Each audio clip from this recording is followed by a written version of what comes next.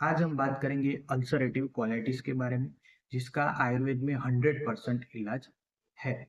Ulcerative colitis मतलब chronic inflammatory bowel disease, जो IBS और आईबीडी का नेक्स्ट स्टेज है।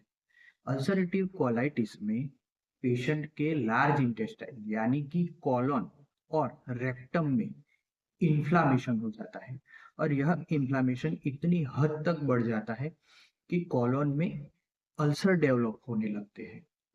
कॉलोन में सूजन आती है, जिसकी वजह से उसको कोलाइटिस बोलते हैं, और उसमें अल्सर डेवलप होने से उसको अल्सरेटिव कोलाइटिस कहा जाता है, जिसमें पेशेंट को मिनिमम 10 से 12 बार ब्लडी डायरिया यानी कि स्टूल में फ्रेश ब्लड आता है, साथ में स्टूल में चिकनापन यानी कि म्यूकस निकलता है, और पेट में बहुत ज्यादा दर्द और एब्डोमिनल क्रैम्प्स पाए जाते हैं।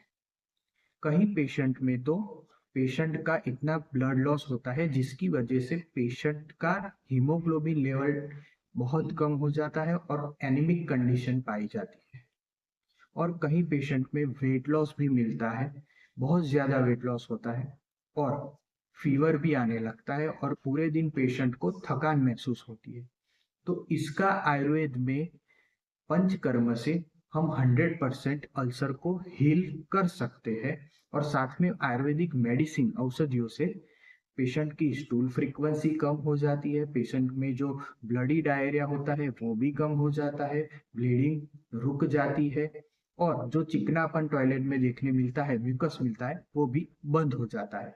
साथ में पेशेंट में वेट जो लॉस हुआ है उसमें भी धीरे धीरे वेट बढ़ने लगता है, और पेट में दर्द, जो पेट में क्रैम्प्स आते हैं, वो भी धीरे धीरे बंद हो जाते हैं, और जो थकान महसूस होती है वो भी धीरे धीरे कम हो जाती है।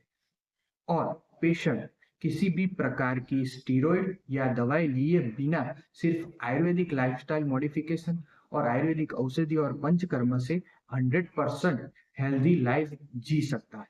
राधे राधे।